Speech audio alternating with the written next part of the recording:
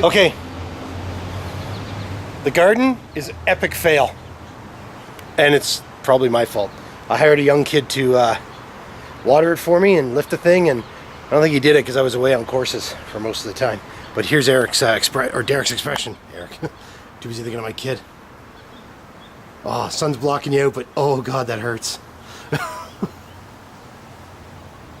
Yes, he's going to kill me. I did warn you I have a black thumb. I have a I have a remedy. Okay. He's good. I'm not. Okay, Derek, explain to me what I did wrong. Like, I have practically know what I did wrong, but... Okay, so what happened is that the cold frame lights, you kept them on too long and there wasn't enough cool air going underneath. So what happened is that all of the really warm temperatures that we were getting basically cooked the vegetables on the inside. You can see this one here, which is that better? Yep. So you can see this was a yellow bush bean that basically has been cooked. So it's completely dried out, and it'll basically just crumble away into nothing. And so basically so what happened was that we created a little sauna. So instead of having a cold frame to allow us to have warmer temperatures throughout it, and keep the warmer temperatures inside and allow and protect the vegetables, we basically created a sauna.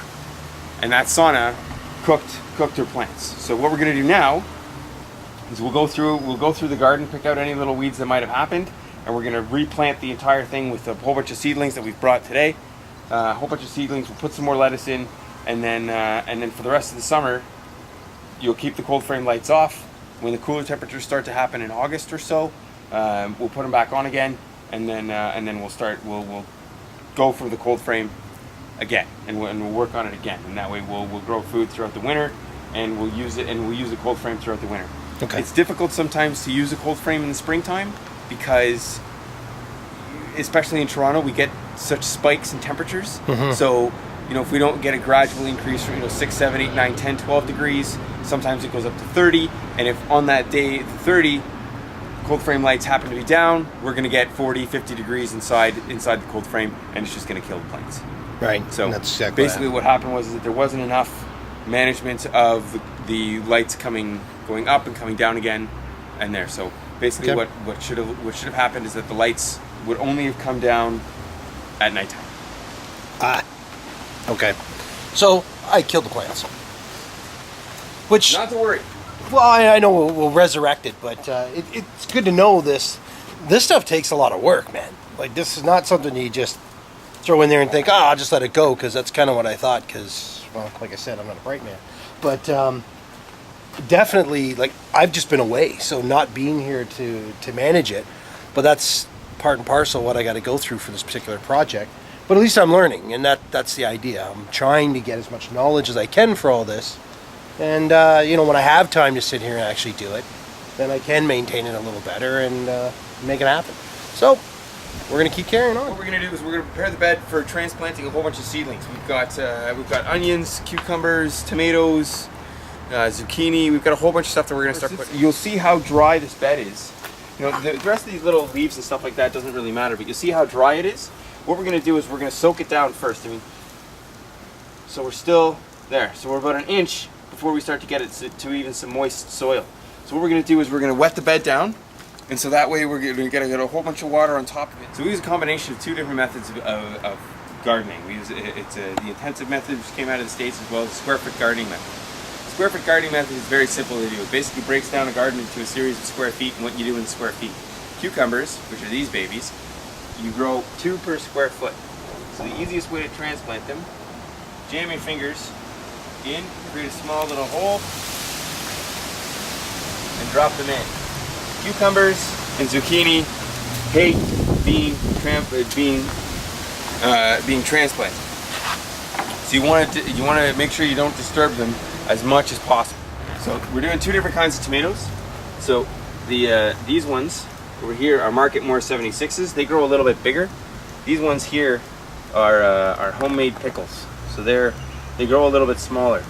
The thing with cucumbers is that you can pull them whenever you want. So if you want small gherkin, like the small little cucumbers, pick them when they're little. If you want the bigger ones, pick them when they're bigger. The only thing you have to keep in mind is the bigger they get, the more seeds they get. So if you want seedless cucumbers, it's best to pick them when they're small. Seedlings.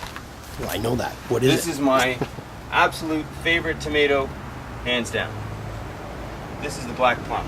Now, what's neat about tomatoes is tomatoes will grow roots all the way up their entire stem. So when you're growing them, what you want to do is you want to plant them basically up to their first set of true leaves, which are these two right here. These small little ones, this small one down here, that's one of its baby leaves that is just a starter leaf.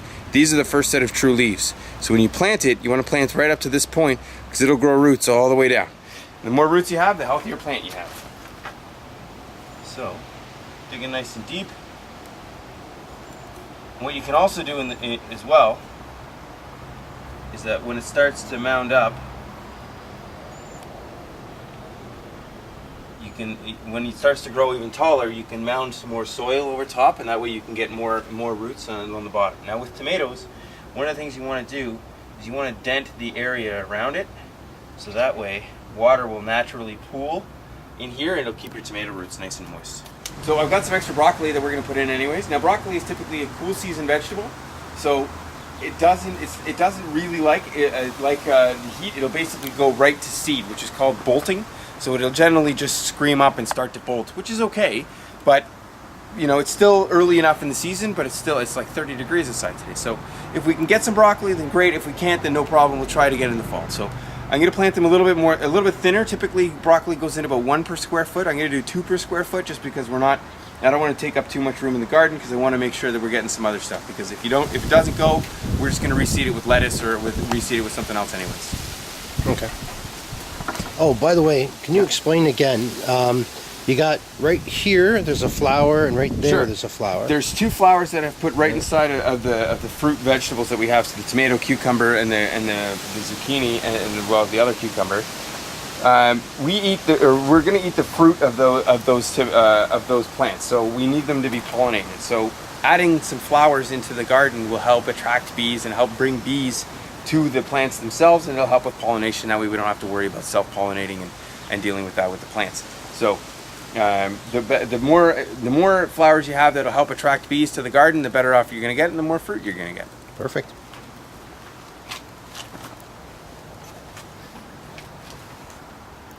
If you all notice, I'm behind the camera today because I found it best that I just stay away from the garden. Well, you're going to have to start getting into it. You mean the garden, right? Yeah. Yeah. So I'm planting where we had the lettuce before, so that way if it doesn't go, then we'll just pull it up, throw it in the compost pile, and reseed. So now we're going to plant some onions. Onions are great because they last forever, and who doesn't like onions? They're ingredients in everything. So the tricky part with onions is that you generally put them about 9 to 16 per square foot. And you want to put them in the middle of the garden, because on the outside of the garden is when you're going to be doing all your other stuff. You're going to be picking tomatoes and herbs and lettuce and all the rest of that stuff. The onions take forever, so they'll usually take about 2 months or so, maybe 3 months, before you actually can get it of it and you can harvest them. So put them in the middle of the garden when you're not going to be mucking about with them so much. So onions, these onions that we had, we seeded them 2 per plug. So when you just stick your finger in, jam the root in, and then cover them up. Now there's another neat trick with onions, is that if you ever get an onion in your house that starts to get some green stuff going, you ever have that, Dave? Yep. So just bring it out to the garden and plant it. You'll be able to and what it'll do is the bulb will help produce green onions. So you can come out with a set of scissors and pluck as many onions or cut as many green onions as you want.